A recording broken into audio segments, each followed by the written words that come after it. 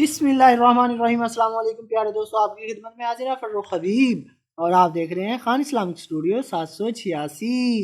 تشریحات بخاری جلد اول حدیث نمبر 50۔ حضرت ابو ہریرہ رضی اللہ عنہ سے مروی ہے، وہ فرماتے ہیں کہ ایک دن نبی اکرم صلی اللہ علیہ وآلہ وسلم ظاہر ہو کر بیٹھے تھے کہ ایک آدمی آپ صلی اللہ علیہ وآلہ وسلم کے پاس آ کر پوچھنے لگا کہ ایمان کیا چیز ہے؟ آپ صلی اللہ علیہ وآلہ وسلم نے فرمایا کہ ایمان یہ ہے کہ تو اللہ تعالیٰ اور اس کی ملاقات اور اس کے فرشتوں اور مرنے کے بعد اٹھائے جانے پر ایمان لائے۔ پھر اس نے اسلام کے بارے میں پوچھا کہ اسلام کیا ہے؟ آپ صلی اللہ علیہ وآلہ وسلم نے جواباً فرمایا کہ تو اللہ تعالیٰ کی عبادت اس حال میں کرے کہ تو اس کے ساتھ کسی کو شریک نہ ٹھہراتا ہو، اور یہ کہ تو نماز کو پابندی سے قائم کرے اور فرض شدہ زکوٰۃ ادا کرے اور رمضان کے مہینے کے روزے رکھے۔ پھر اس نے کہا احسان کیا چیز ہے؟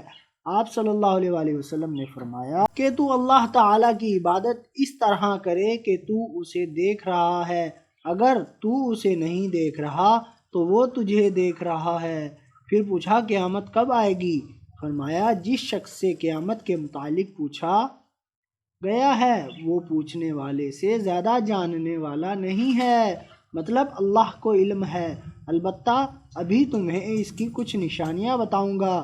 پس جب باندھی اپنے مالک کو جنے، اور جب کالے کالے اونٹوں کو چرواہے یا اونٹوں کے کالے کالے چرواہے تعمیرات پر فخر کر رہے ہوں اور ان 5 چیزوں کے بارے میں متفکر ہوں جن کا علم اللہ تعالیٰ کے سوا کسی کو نہیں ہے۔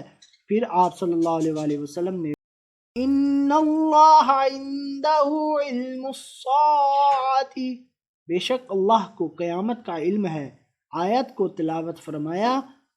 پھر وہ آدمی جب پیٹھ پھیر کر چلا گیا تو آپ صلی اللہ علیہ وآلہ وسلم نے فرمایا اس کو واپس لاؤ، تو ان کو کوئی چیز نظر نہیں آئی، تو آپ صلی اللہ علیہ وآلہ وسلم نے فرمایا کہ وہ جبرائیل علیہ السلام تھے جو تمہیں تمہارا دین سکھانے آئے تھے۔